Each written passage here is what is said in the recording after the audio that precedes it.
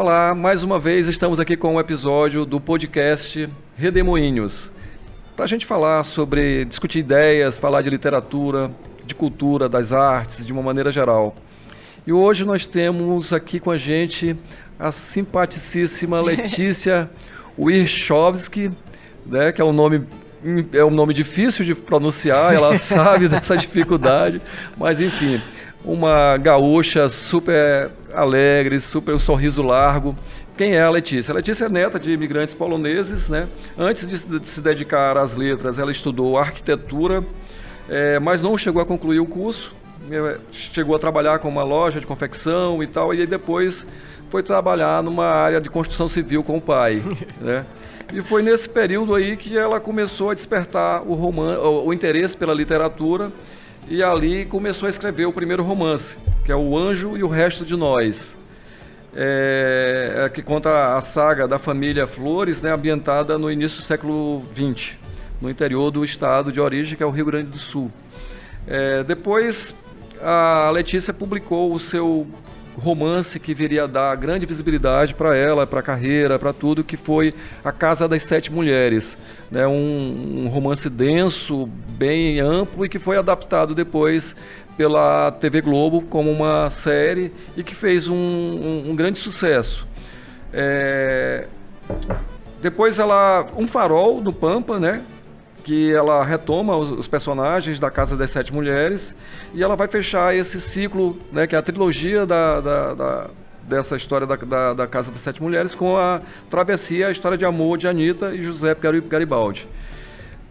Letícia trabalhou em parceria com Tabajara Ruas no roteiro cinematográfico também de O Continente, baseado na obra de Érico Veríssimo, que deu origem ao filme e minissérie O Tempo e o Vento, com a direção de Jaime Bonjardim, que depois veio se tornar um parceiro dela, que aí a gente vai falar sobre isso também mais à frente um pouquinho.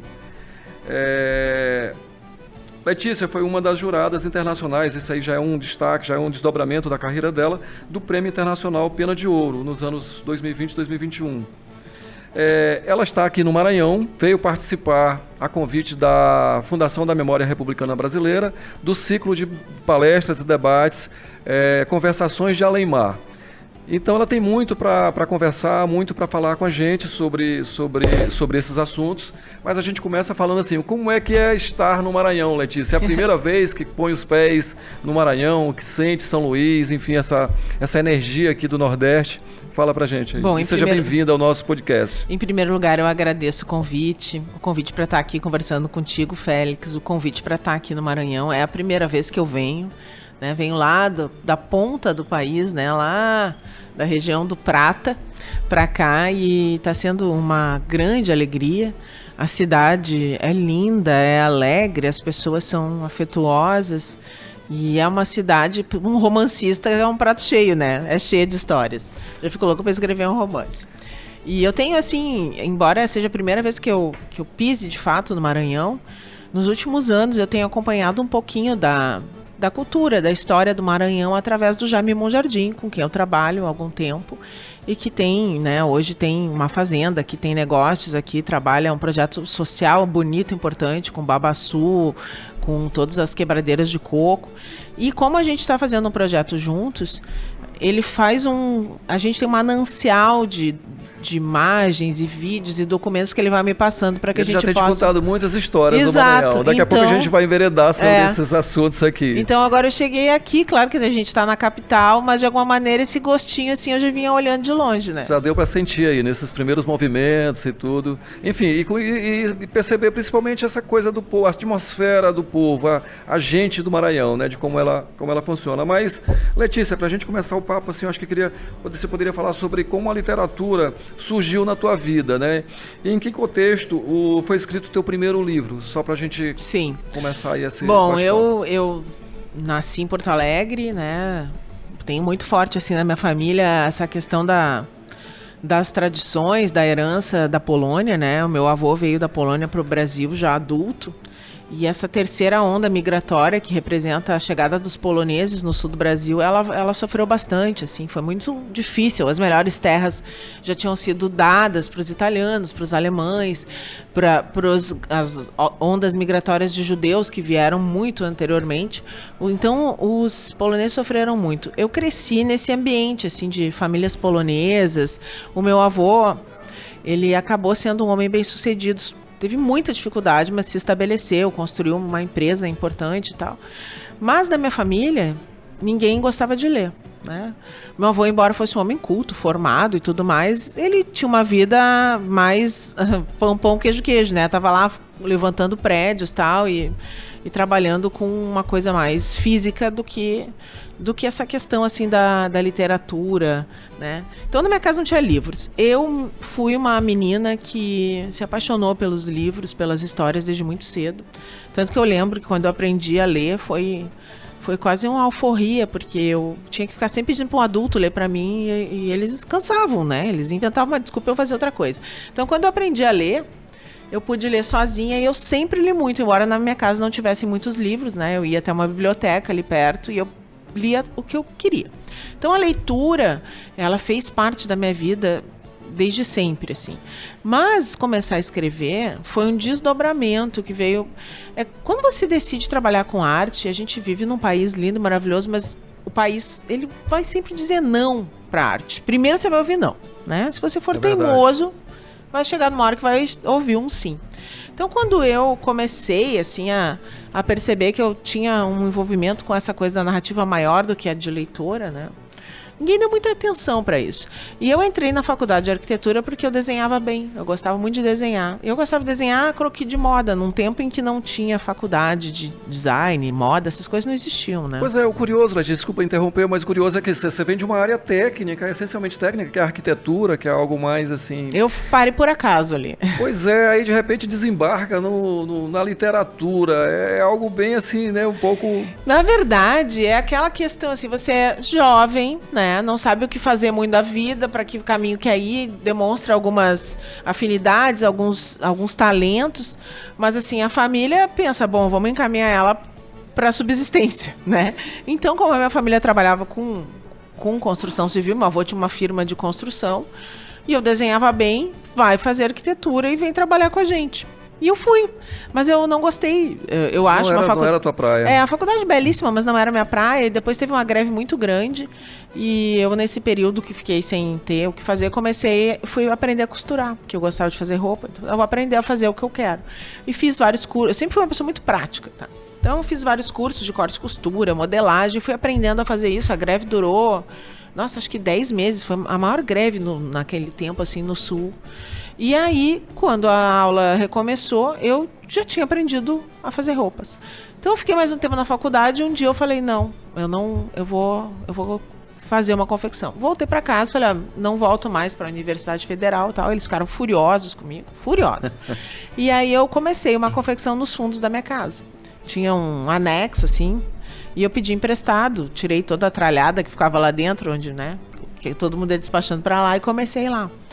E comprei máquinas, assim, eu trabalhava nos finais de semana nas obras, né? Fazia plantão de vendas, era um tempo que não tinha internet, se queria comprar alguma coisa, tinha que ir em loco ver, né? Então eu tinha lá uma poupança e eu falei, vocês não vão gastar nada, só me emprestem o fundo de casa. E eu comprei essas máquinas e comecei a costurar, primeiro sozinha, depois consegui uma costureira, trazer uma costureira. Deu frutos esse negócio? Sim, eu saí de lá, aluguei uma sala, consegui uma sócia, a gente já tinha 2 salas, a gente estava indo bem, assim. E aí foi lá que eu comecei a escrever. Nos tempos de confecção. De confecção ali, naquele vazio ali, às vezes no silêncio. Foi uma coisa muito, muito pontual, assim. Eu sempre sempre levei um livro comigo e em um determinado período da confecção, a minha sócia, ela era casada e ela ficou grávida. E aí chegou uma hora que ela saiu para ter o nenê, né? Tava na hora de ter o nenê, saiu em licença maternidade, eu fiquei fazendo a parte dela e ela era formada em contabilidade. Então toda a parte de acertos, assim, ela que fazia financeiros. E um dia eu tinha que esperar uma vendedora chegar às 6 da tarde. E, né, isso quem fazia era ela. E eu sentei, as costureiras foram embora, eu fiquei sozinha na confecção. E eu não tinha levado um livro, tinha saído atrasada de casa, estava dando horário do Brasil no rádio, não tinha computador, não tinha nada disso. E eu, o que eu vou fazer? E a mulher não vinha. E eu falei, já que eu não tenho uma história para ler, eu vou escrever uma história. E coloquei uma folha na máquina de escrever. E comecei a ficcionar, inventei um personagem. E foi daí que surgiu O Anjo e o Resto de Nós? Não, aí eu escrevi um romance que se chama Prata do Tempo, que depois foi publicado como meu terceiro livro. Mas aí eu descobri o seguinte, que aquilo era o que eu queria da minha vida, né? Eu podia fazer uma casa, uma pessoa, a roupa que ela usava, a rua que ela morava, o mundo. Eu podia voltar no tempo.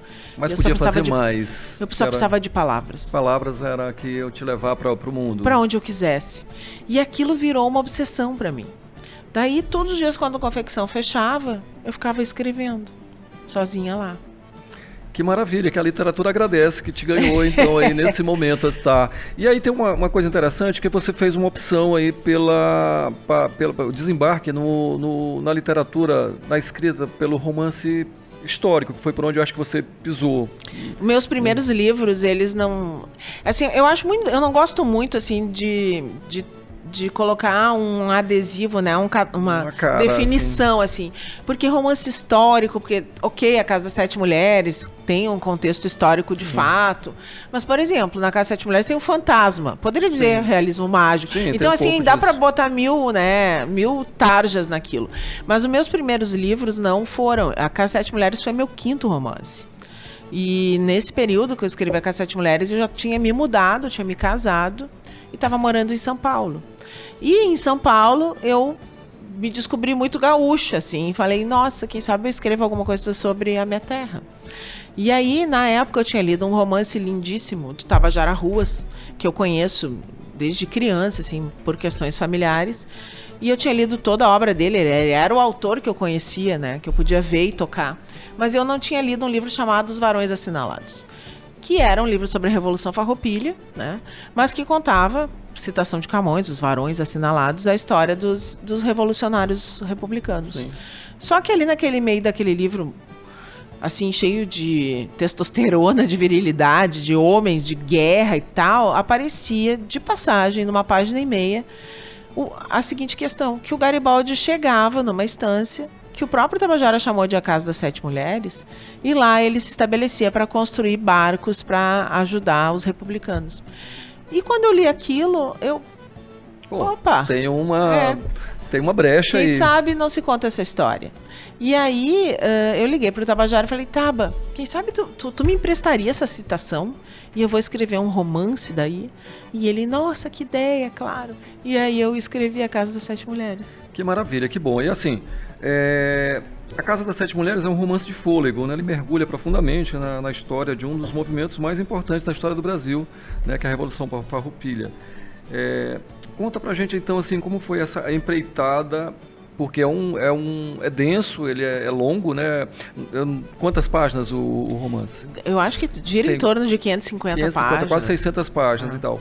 E fala um pouco assim, como foi esse mergulho, porque é um trabalho de exaustivo, e como se deu aí essa migração da literatura para a TV. Me conta um pouco, a gente até conversando ali informalmente ontem, você falava sobre isso. Bom, na verdade, assim, apesar de eu estar lidando com uma matéria histórica, que era a Revolução Farroupilha e tal, e que a gente tem muita documentação, e eu estudei bastante para poder escrever, o que eu queria escrever mesmo, que era as mulheres, era um vazio. Porque a história, até muito recentemente, foi feita por homens para homens. Sim. As mulheres não eram nada. Então, quando eu fui atrás de encontrar essas mulheres, eu não encontrei quase nada. Aí eu lembro, sempre cito um poema do Manuel de Barros que diz que o poeta gosta mais do vazio do que do cheio, né? Eu me deparei com aquele enorme vazio, mas isso também era fascinante. E eu acho que essa é uma das tarefas da literatura, uma das tarefas que eu me proponho enquanto romancista, é preencher essas lacunas, né? Então, eu tinha ali 7 mulheres, que na verdade ninguém sabia quantas eram, botou como um número... Ele botou porque era cabalístico. Sim. E eu também não perguntei. Eu achei só 5 mulheres e inventei as outras 2. Mas assim, elas eram datas. Quando nasceu, quando pariu, quando casou. Não tinha uma história. Não tinha história.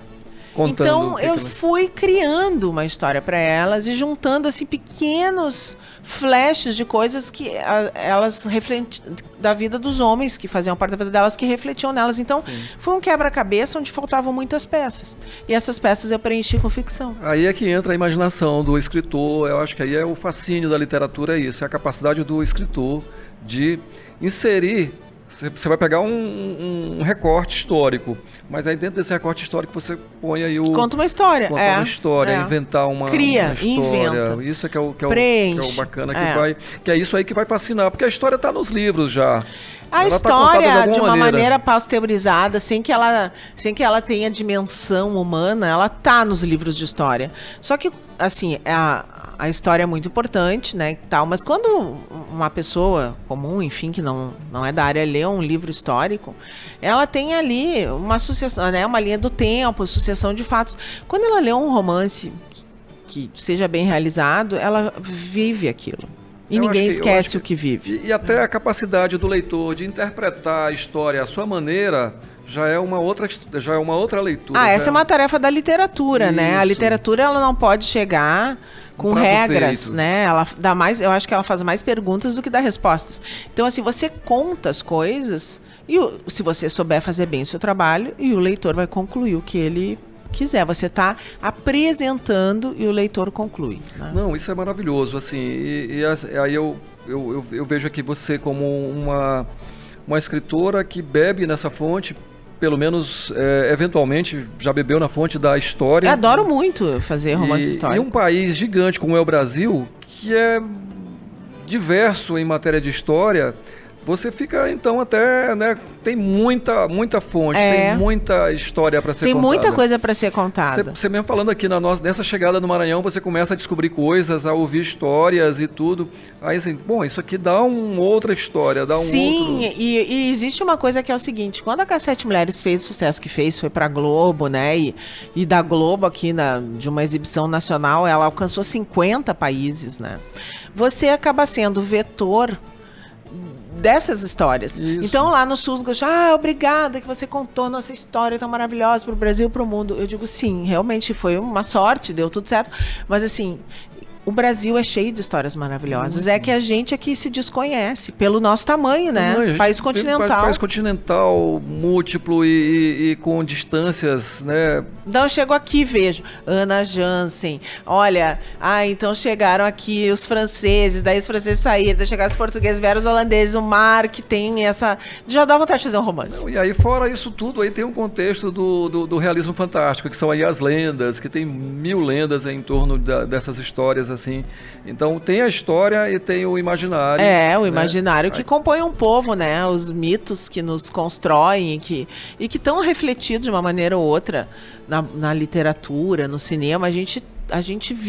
Eles nos representam, não é à toa que eles existem, né? E quando você faz essa combinação aí da história com o imaginário, então aí eu acho que é onde tem o tempero aí de um gênero literário fascinante, assim, que eu sempre fui muito encantado por ele, e principalmente com o realismo fantástico aqui, que a gente viveu e experimentou e leu muito aqui na América Latina, desde Juan Rulfo, aí a Gabriel Garcia Marques. Com o expoente. Quando eu li o Garcia Marques, que eu era adolescente, eu me lembro da fascinação de pensar, a realidade não é só o que a gente vê.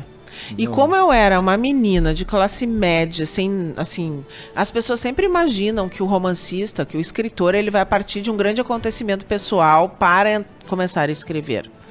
Pode acontecer, né? Por exemplo, o Tabajara Ruas, ele começou a escrever depois que ele viveu o exílio. Né? No exílio ele escreveu o primeiro romance contando isso, se chama O Amor de Pedro por João. Agora eu tinha uma vida absolutamente comum. Então o realismo mágico me mostrou que nada é comum.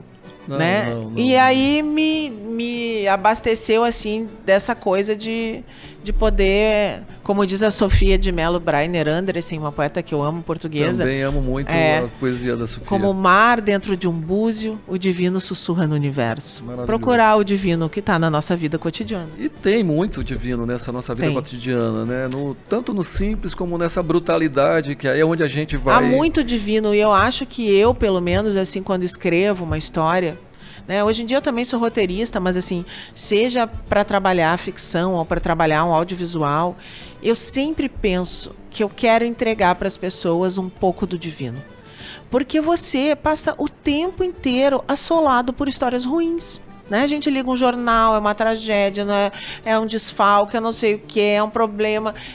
Teve uma crise climática. Quando você entrega para as pessoas, dentro de um bom livro, de um filme, de uma série, um pouco de divino, você está dando oxigênio para as pessoas seguirem adiante. Com certeza. E o que o leitor quer é isso. Ele quer se deparar com algo que consiga tirar ele do chão. Né? Que o salve. Porque leitura comum aí tá cheio de leitura comum. E eu acho que é isso que faz a diferença. Essa coisa do divino, de você achar o extraordinário que nos história. Habita e que está sempre. Isso é a gente que às vezes a gente não presta atenção pela correria da vida, né? Você estava falando que tem um netinho. Conviver com uma criança pequena é ver o divino todos os dias, né? Todos os dias. A criança vai lá e diz, a formiguinha, não sei. E você, meu Deus, é o divino. É isso, e é o simples ali também, que às vezes não consegue enxergar. O divino é simples. E é isso que um pouco aí, que também talvez aí seja um pouco minha praia aí, que a poesia consegue enxergar as coisas nos detalhes ali. Essa coisa do extraordinário, do divino. Isso é que é bacana. Mas enfim, por falar em divino, vamos falar de Por Onde o Tempo Passa, que é o seu mais recente trabalho, que é uma compilação de textos publicados na imprensa, no Zero Hora, né, nesses últimos anos, mas que também tem uma faceta de romance, porque, como a gente conversava há pouco, as histórias vão se entrelaçando e vai construindo ali uma certa narrativa que vai prendendo o leitor. Fala um pouco aí pra gente como é que é esse trabalho aí. É um livro que a Letícia tem lançado já e participado de feiras, levado esse trabalho. Agora, neste período aí de novembro 27, vai também apresentar isso em Porto Alegre novamente. Verdade, Então, assim, conta pra gente aí como é que é, qual é o segredo, qual é o divino desse livro. Na verdade, esse livro acabou me mostrando, assim, durante 15 anos da minha vida, eu fui cronista no jornal Zero Hora, que é, talvez, o jornal mais importante, ainda mais no tempo que eu era cronista, né? Hoje a gente tem toda a coisa das mídias redes sociais e tal. Jornal, gente, é um papel impresso, assim. Pra quem não sabe. Pra quem não sabe, ele era formato standard. Hoje a maioria deles Você ia num lugar chamado banca de jornal que essas bancas ficavam nas calçadas, existiam. Você também podia receber em casa todos os dias pela manhã. Ainda tinha isso também, que não vinha por mensagem de internet. Ele chegava em casa mesmo. Era físico. Mas enfim. Você entrava no café e o seu pai, sua mãe, ou seu marido, estava lendo o jornal na hora do café. Enfim, durante 15 anos eu contribuí para um jornal, que era Zero Hora, como cronista. O que para mim era um exercício bem diferente do que eu sempre fiz, né? Porque eu faço romances e eu sou bem expansiva na literatura. Meus livros são grandes, na sua maioria tem 500, 400, 350 páginas. Você gosta de escrever muito, né? Gosto. Eu tenho bastante dificuldade de me expressar com um pouco com as palavras. Concisão não é o teu negócio. Aí a crônica, ela foi uma aula maravilhosa, porque você tinha tantos toques para fazer. Sim. Conte a sua história dentro disso. E durante esses anos todos que eu escrevi, apesar de eu trabalhar no Caderno de Cultura e existir, assim, a orientação de você escrever sobre coisas culturais que vinham acontecendo, né? Enfim, uma peça de teatro, um filme, um show que estava acontecendo na cidade. Eu via que todo mundo fazia isso e eu pensava, em vez eu acho que o mundo tem muita... A gente está sempre tendo sugestão. Faça isso, leia aquilo. Eu vou indicar pessoas. Então eu contava histórias, que é também essa coisa da minha veia romancista, né? Sim. Eu contava histórias do passado, histórias do meu avô, história de uma vizinha que eu acompanhava pela janela. E eu fui contando histórias. Quando a gente teve a ideia de fazer esse livro, se reuniu, sei lá, 500 crônicas.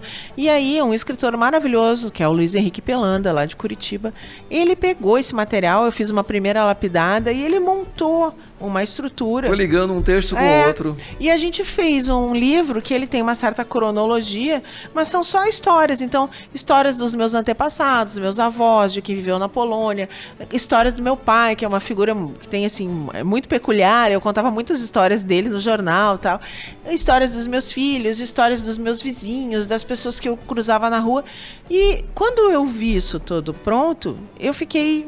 Foi, assim, um divino pra mim, de ver, nossa, que bonito, isso aqui é uma história que se sustenta sozinha, poderia ser ficção.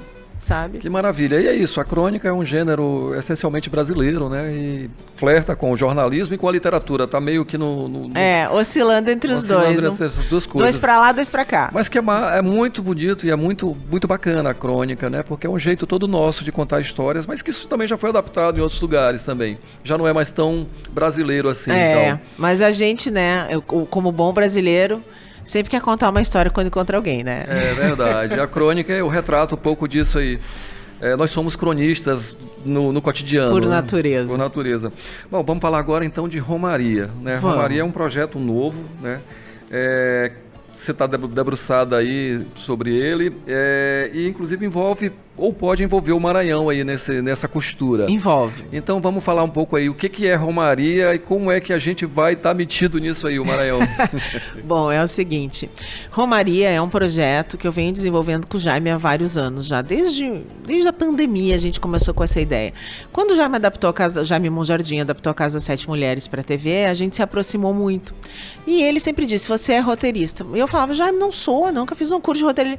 Não, quem sabe contar história, eu sei que tu sabe. E me chamou para trabalhar. A gente adaptou O Continente para o cinema, que já foi para mim uma aventura. Imagina pegar um dos livros seminais da literatura brasileira. Lá no Sul, então, eu cresci lendo O Continente, O Tempo e o Vento. E a gente começou a trabalhar quase leitura obrigatória lá. É leitura obrigatória. Não tem alguém que chegue para fazer um vestibular que não tenha lido ao longo dos anos escolares, pelo menos O Continente. E aí a gente desenvolveu uma ideia que foi um intercâmbio meu e do Jaime, a gente se dá super bem, que é uma história super brasileira que se chama Romaria. É uma história, eu não vou dar spoiler, mas é a história de uma família, tá? Que está no Nordeste e que um dia vai acontecer que vai ter uma diáspora nessa família. Os irmãos, por uma série de circunstâncias, vão se espalhar pelo Brasil, né? E a novela, a Romaria, é justamente o processo de reunião dessa família. Como que eles vão se encontrar? Muitos anos vão se passar, eles precisam se achar uns aos outros. E essa novela, então, ela que é uma série, talvez, uma novela, a gente tem uma história aí de 81 episódios, e esses irmãos estão espalhados em todo o Brasil. A gente vai ter uma irmã aqui no Maranhão, a gente vai ter um irmão mais pro norte, lá pro sul, e o Jaime, ele, há muitos anos já, ele começou a se radicar de uma certa forma aqui no Maranhão, né? Ele tem a Palmas Matarazzo, que é uma fazenda grande, onde ele está produzindo várias coisas. É uma iniciativa super bonita de trazer, fazer um trabalho social, ecológico e tal. Está envolvido até a medula com o nosso babaçu. Exatamente, com a Nelinha. É lindo. E então, estando aqui com o pé no chão do Maranhão, ele falou, não, a gente vai filmar muita coisa aqui no Maranhão, já tem várias locações escolhidas, e essa nossa história se chama Romaria, né? Aquela música, é de sonho e de pó. Renato Teixeira, então acho assim que vem uma coisa maravilhosa aí. E o Maranhão tem um pouco disso assim, de mil histórias. Você sabe que o Torto Arado do Vieira lá, do Itamar Vieira Júnior, ele viveu aqui 3 anos. Acho que foi funcionário do INCRA aqui no Maranhão e trabalhou muito no interior do Maranhão e viu muito daquilo que está contado lá no Torto Arado, ele presenciou e viu aquilo acontecendo aqui no Maranhão. Então, o Maranhão é um pouco daquilo ali também, enfim, daquelas histórias. A vida alimenta. Alimenta muito. E assim, e Romaria com certeza vem uma coisa muito bacana. E você falou aí que são em torno de 80 episódios. Eu já escrevi tudo. Eu já vi aí uma foto que a Letícia me mostrou de um calhamaço de folhas já escritas. Que literalmente vai dar muito pano pra manga aí. Eu acho que a turma lá das filmagens vai ter um grande trabalho. É uma linda história sobre brasilidade, natureza, devoção e fé. Porque eu acho que uma das características do povo brasileiro, e quando eu falo fé, não é só a fé religiosa, é essa fé no divino, né? Isso, nessa coisa do extraordinário, dessa coisa... eu vou chegar lá, vai dar certo. Não, e tá dando, né? Acho que isso aqui é bacana. Letícia, você desenvolve um trabalho importante como roteirista, você falou isso aí pra gente aqui, inclusive ministrando oficinas online ou às vezes presenciais, enfim, tem participado de eventos fora e tudo. fala como é que esse trabalho, assim, é algo que te dá prazer também de trabalhar como roteirista e também de compartilhar isso com as pessoas. Há um interesse, eu vou fazer um conjunto de perguntas aqui, de colocações para você dar a tua interpretada. Isso é prazeroso e ao mesmo tempo é difícil porque você lida com pessoas. Há uma predisposição, um interesse das pessoas por aprender, por assimilar técnicas da escrita criativa, por exemplo? Bom, então são duas perguntas, né? Uma, a questão de trabalhar com roteiro. Isso. O roteiro, ele entrou na minha vida de uma maneira muito orgânica, porque quando A Casa das Sete Mulheres, um romance, né? Um começo, um fim, 550 páginas, eu escrevi, fui para televisão, eu vi, né, de cadeira, uma obra que eu tinha escrito, cada palavra ali era minha, ser transformada outra obra, outro produto, com outro formato, né? 50 fins, 50 começos, 49 finais que precisavam ser avassaladores para que as pessoas chegassem no capítulo número 50, né? E eu comecei naturalmente, pessoal curiosa, geminiana, eu fui uma autora, às vezes os autores vendem uma obra e ficam super receosos e tal, e eu fui super leve, eu fiz o meu trabalho, agora vocês façam de vocês como vocês acham que tem que ser. E eu, então, fui recebendo ao longo do projeto todos os roteiros da Casa Sete Mulheres. E aí, eu ia comparando. Olha, eu fiz isso, eles transformaram nisso. Eu fiz isso e fui entendendo. Foi uma escola para você. Exato, uma escola. A gente falava ontem assim, que você é autodidata, né? Eu sou autodidata. E aí, o Jaime foi sempre muito afetivo comigo, sempre me chamando para tudo. Vem ver como é que eu filmo, vem não sei o quê. E eu comecei, então, a aprender a fazer roteiros fazendo. Né? O Tempo e o Vento foi uma experiência absurda. Você pegar o Continente, que são 175 anos de história, mais de 140 personagens, e adaptar para um roteiro de um longa, né, que não pode ter mais que 190 páginas de roteiro. É um trabalho de secação que você... Inclusive, quando eu comecei a fazer roteiro, e esse processo de adaptar o Continente me ensinou a fazer a melhor literatura. Então, o diálogo entre as duas formas, eu acho que me faz muito bem. E o mercado editorial brasileiro, ele também tem um ritmo mais, né? Então eu consigo orbitar naturalmente entre escrever meus romances e fazer os roteiros, né? E eu tenho uma coisa que talvez A Casa das Sete Mulheres, ela me mostrou isso, que é a alegria de falar com todas as pessoas, né? Então, se, por exemplo, Romaria dando certo e está na tela da TV, você vê a reação das pessoas no dia seguinte. Sim, sim. Isso é muito interessante. Esse convívio, né, híbrido entre literatura e roteiro me ensinou muita coisa. E quando eu comecei a escrever, eu era uma menina, uma jovem, muito solitária nesse sentido. Então, quando as coisas começaram a dar certo, eu pensei, eu vou tentar ajudar outras pessoas. Porque eu me lembro que eu queria muito ter exemplos. Meu exemplo mesmo foi o Tabajara Ruas, que sempre me acolheu. Escrever é um exercício de solidão também, né? É um exercício absoluto de solidão. Mas você também, no meio da solidão, se você tiver um farol, né? Claro que você não vai, quando dá uma oficina de escrita criativa, existe uma questão que é um talento, né? Eu acredito no talento e na organização criativa, na técnica. A soma dessas duas coisas faz um grande escritor. Então, quando me procuram e eu ministro oficinas, eu tento trazer esse outro lado. E também uma outra coisa que eu acho muito importante, que é desmistificar essa ideia de que o escritor escreve quando tem uma inspiração. Né? Se escrever é transpiração. É um trabalho braçal. É inspiração, mas é sobretudo transpiração. É como o Picasso tinha no ateliê dele, que a inspiração me pega trabalhando. É isso aí. É isso. É esforço. Então eu trago muito assim o que eu chamo assim, vamos aprender a criar musculatura criativa. Então, é isso aí. Isso é bacana. Então, e pelo visto tem dado frutos, né? Porque eu imagino que alguns dos que passaram já pelas suas oficinas já... Sim, tem vários romances publicados. Aí E mais que tudo, eu faço amigos. Pois uma coisa maravilhosa. Vamos pensar aí nesse próximo encontro aqui com os maranhenses. Vamos, então. Aí a gente vai adorar. organizar alguma coisa para isso aí, junto com a Academia Maranhense de Letras.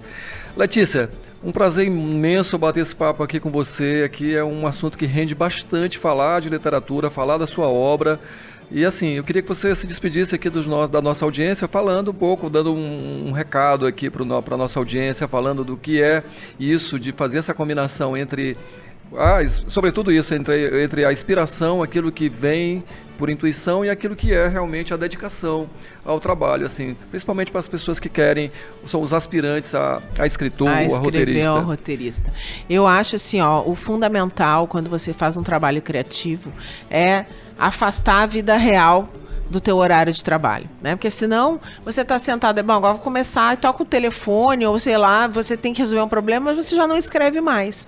Então o escritor e o roteirista, ele precisa ser tão pragmático quanto um funcionário que tem uma meta para cumprir.